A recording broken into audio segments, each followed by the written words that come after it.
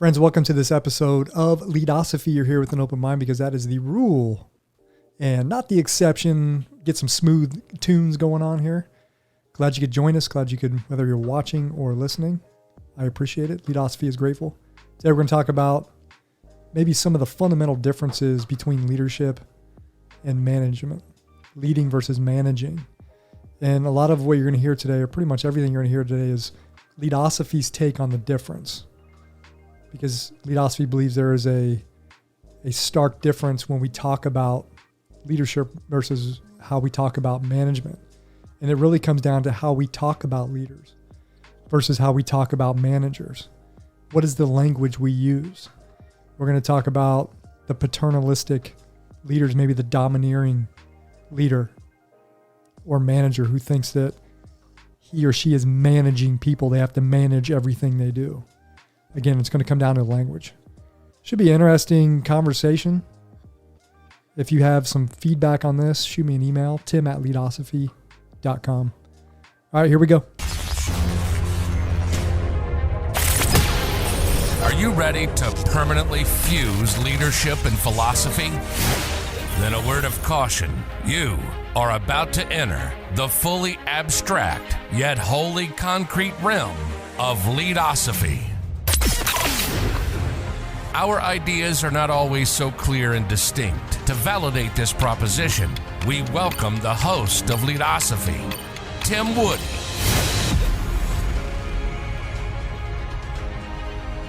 Friends, welcome back to Leadosophy. Today we're talking about the philosophical differences between our concept of leadership and our concept of management. And I think this is an important conversation to have because how we view managing versus how we view leading may be different, or we may actually think they're the same thing. Some people may think the two concepts are the same, which is okay. Really, it's a philosophical discussion, and it's beneficial for Leadosophy and philosophy in general. How do we articulate leading versus how do we articulate managing? And if we're in the position where we are mentoring other people, how we talk about managing in the workplace versus leading in the workplace, we could have a fundamental influence on other people when we're in a position or a mentorship position. Now, it might be very difficult for some leaders to delineate between environmental conditions that influence how people behave and how people behave independent from those environmental conditions. When we talk about the workplace, what are the environmental factors or environmental influences on how people operate within their environment? And really, it doesn't have to just be the workplace. It could be anywhere. Your home life, you have environmental factors that influence how you behave. It's really no different. But if I could use a very simple ice cream analogy, and I've used this analogy before when we talked about the idea of free will. We can criticize Jane for always picking vanilla ice cream at the local corner dairy market. We might say Jane is super boring. Why doesn't she try another flavor? However, a little investigative work would have uncovered the fact that vanilla ice cream is the only option at the corner market. How many behaviors are judged in the workplace, and again, anywhere for that matter, without any attention paid to the environmental conditions, environmental factors which force people to act in a certain way? I think it's important to note that managers, and this is an assumption, Leadosophy's assumption, managers are leaders of humans. And then on the flip side, leaders are managers of things, of processes, of product and service quality. And I've said this before, the soil analogy: manage the soil, the plants will grow. Manage the environmental factors that influence others, right? You're managing these processes within the environment, and then the people will adapt to those environmental processes. Improve the soil's conditions, the plants will grow. Manage the environment, I guess, is the mantra here. Manage the environment, not humans. And some may say, well, what do you mean? Well, what I mean is that humans are led. They're not managed. And I'm talking more in the workspace, right? I'm not necessarily talking about parenting, right? You manage, your kids', schedule, things like that. I get that. right? That's the more paternalistic idea that we were talking about. When we talk about human, like adults and with other adults, some people will say, well, I thought managers manage people. Well, and I'll agree there are some who accept this premise or this assumption. And I will say that tyrants, many politicians, and a lot of people in positions of power and authority believe that they must manage people, their movements, their conversations, whatever they're having in the workplace, their belief systems. There are people that think they have to manage how other people believe or think. And at its core, Leadosophy believes that this ideology, and it is an ideology, is deeply paternalistic and maybe even domineering at times. It could be degrading. It could even be dehumanizing. And buried within the roots of this ideology, again, another assumption here, might it be power and control? Or that fear, I've talked about this on previous episodes, that fear of losing power, of losing control.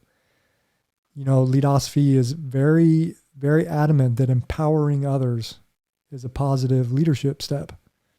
And when you empower others, you lose some power. You're giving up some of your own power, and that's scary for some people.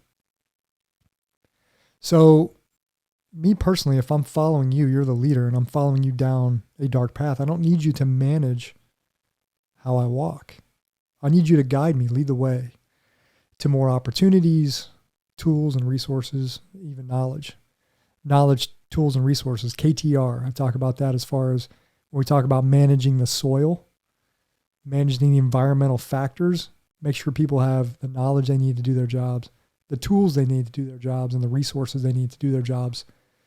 Not just doing their jobs, but doing their jobs effectively. You want people to enjoy doing their jobs and doing their jobs well. So I want you to help me get where I want to go, or where we're going together. That's what leadership is. And at a minimum, help me get started on my journey. I'll find a path. I'll fail. I'll try again. I don't need you to manage my heuristic process. And by heuristics, we're talking about the experience, my own hands-on experience, my learning by trial and error, by tinkering. Give me guidance. That's what I need. That's leadership. I could use and will benefit from your leadership from time to time. Help me discover my potential. Teach me. Coach me, pass on knowledge and insights from past experiences. The good, the bad, the ugly, whatever it is. Stop managing me. I want you to lead me. So that's Leadosophy's going off on a little tangent on, if I'm in the position or at the followership position, which we are all in positions of followership. We can't always be the leader. We must often step back and be a follower and embrace the followership role. Did an earlier podcast, within the first few weeks of podcasting, I believe I did an episode on followership, and I did that on the heels of my wife encouraging me to do a podcast like that because it was her belief that we don't place enough emphasis on followership, which I agree with. So again, when we talk about managing others, managing humans, don't manage me, my movements, my behavior. I've said this before, manage your checkbook, your livestock, your paperclip and notebook inventories. Your followers are not paperclips, nor are they livestock. Put more energy into managing things like, number one, the environmental conditions. Again, that influence or restrict those around us, like the processes that dictate how people effectively function or cannot function within their jobs. Put more energy into identifying and understanding which products and services are good or bad. We manage the process of tracking product and service effectiveness. We manage that process. Put more energy in discovering the barriers to effective communication or obstacles unwittingly created by the organization. And I'm talking about obstacles that limit people's potential, right? Limit people's potential. Lead others around those obstacles. Dismantle the obstacles or even explode the obstacles altogether because they're obstacles nonetheless. I think it often comes down to there are some people who are bent on this management idea that they are the managers of humans, that they are people fixers. And this is my last thought. And I call this kind of like, it's like the prison warden's mentality. How many managers out there are trying to fix or rehab people without ever asking the question, is it really the people who need fixed? And that's the thought I'll lead out with. Is it really the people that need fixed, or the environmental conditions influencing the people in the workplace, whatever it is, in the community? Hope you enjoyed this episode. Remember, Leadosophy is about using the tools of philosophical thought to deepen our understanding of leadership and of life. Thanks for watching. We'll catch you next time. Thanks for watching and listening to another episode of Leadosophy. If you liked what you heard today, hit that subscribe button and check out Leadosophy.com and learn more about Tim's ideas on philosophy and leadership. We'll see you next time.